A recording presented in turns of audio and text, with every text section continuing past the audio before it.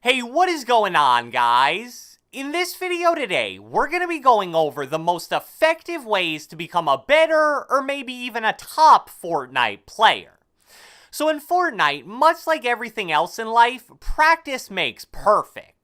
Watching other really good players play the game and listening to the advice that they give on how to improve is definitely incredibly important, but then you need to be able to implement that advice into your own game.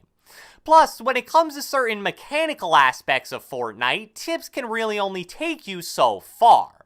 You can find tons of really awesome building and editing tips all across YouTube, but at the same time, if you edit incredibly slowly or you take 5 seconds to build a 1x1 box, those tips definitely won't help you as much as they could. Now, people obviously know this, so one of the most common questions I get is something along the lines of, I want to practice some specific skill, for example, close range shotgun aim, so what's the best way I can practice that? Should I just play the game normally, or is there something I can do that's better than that? That's why in this video, we're going to be breaking down the most efficient and effective ways to practice and therefore improve as a Fortnite player, with a focus on specifically improving mechanical skills. So without further ado, let's get right into it. Alright, so in my experience, the type of fights that most players struggle with in Fortnite are point-blank range engagements. And to be honest, I totally understand why. Those fights definitely have the most evident skill gap in all of Fortnite, because there's so many different ways to either outplay your opponent or get outplayed by your opponent. You can build over them and take high ground, you can build around them and make some kind of an edit play, or it can be as simple as just having better aim and out-shotgunning them. For a lot of players that aren't super mechanically gifted, these fights can be a real struggle because everything just happens so quickly. Now, will you improve your close range fighting simply by playing normal Fortnite Battle Royale games? Yeah, of course you will.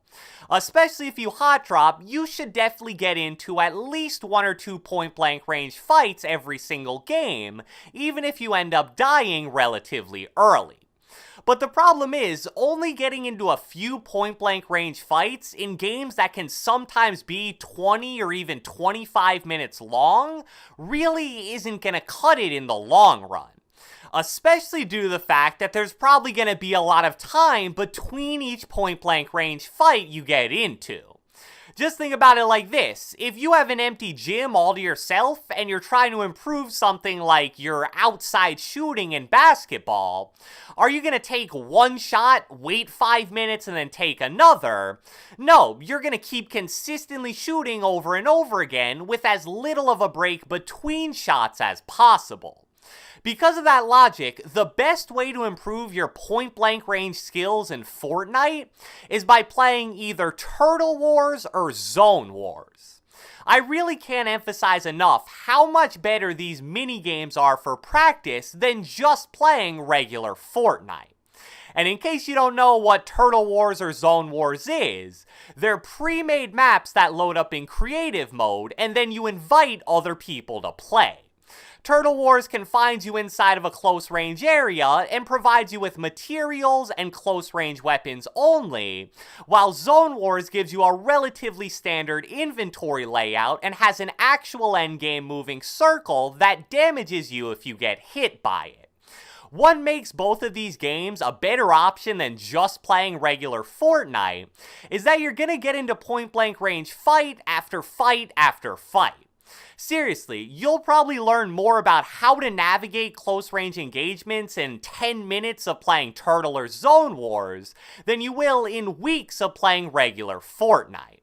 Now personally, I believe that unless you play a lot of high-level competitive Fortnite, Turtle Wars is probably going to be the better option for you. And that's simply due to the fact that if you just play regular public matches, odds are you're not really going to find yourself in too many endgame moving circle situations. Now, one of the biggest negatives about both of these modes is that you need multiple players to play it. Preferably, you'll have some friends that'll be down to play, but if not, there are still some other options.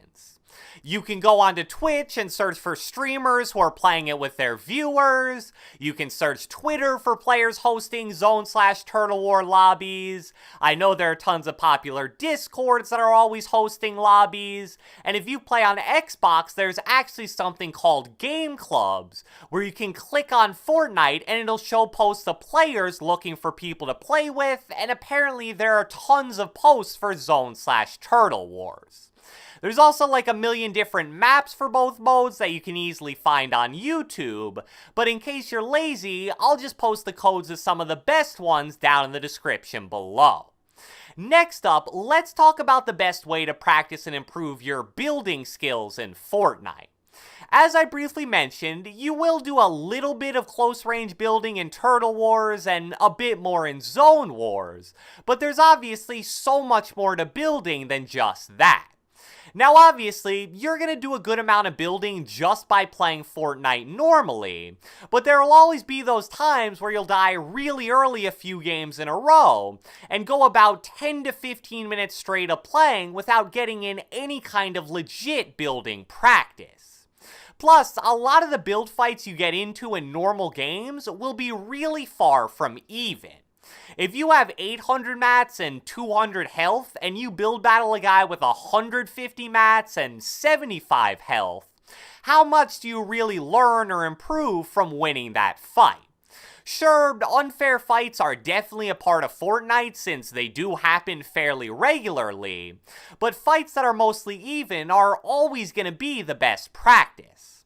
That's why I firmly believe that the best way to improve most aspects of building is to run 1v1s against players of similar skill. For a long time, I actually used to think that 1v1s were kinda overrated when it came to making you a better builder. But as I started to 1v1 against other good players more and more frequently, I really did see a noticeable improvement in my building as a whole. 1v1s basically provide you with a low-pressure opportunity to experiment with and work on so many things that will make you a better builder as a whole. Some examples of this include advanced high ground retakes, improving the speed of your 90s, and certain offensive plays you can make after you ramp over a player. A lot of these things, especially the high ground retakes, aren't something you just want to randomly try for the first time in an actual game, because you'll probably mess up and end up dying because of it, and then you'll be too scared to ever try it again. Now, much like Turtle and Zone Wars, the only problem here is that you can't do a 1v1 alone. But again, there are so many Fortnite players out there and so many different ways to link up with them that you should definitely be able to find at least one player you can play against on a fairly regular basis.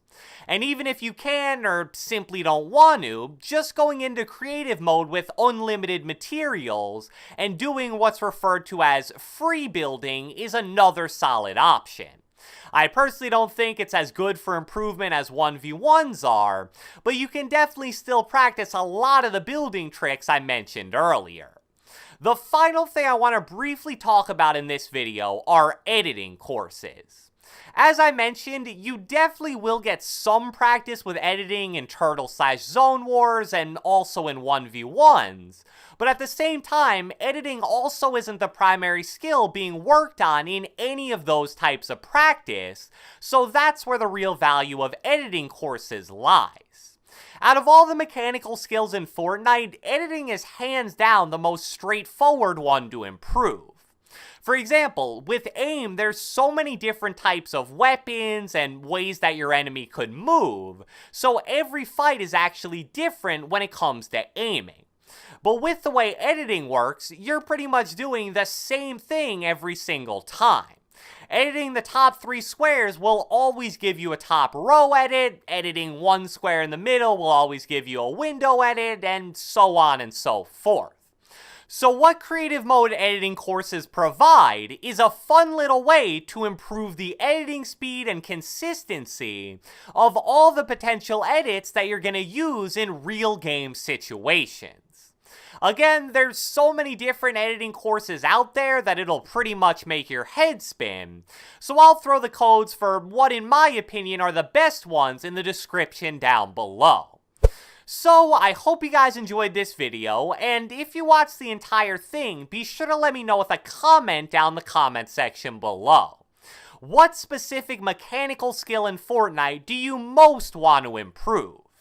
Be sure to leave a like, leave a comment, subscribe, turn on post notifications, do whatever the heck you want, and I will catch you guys next time.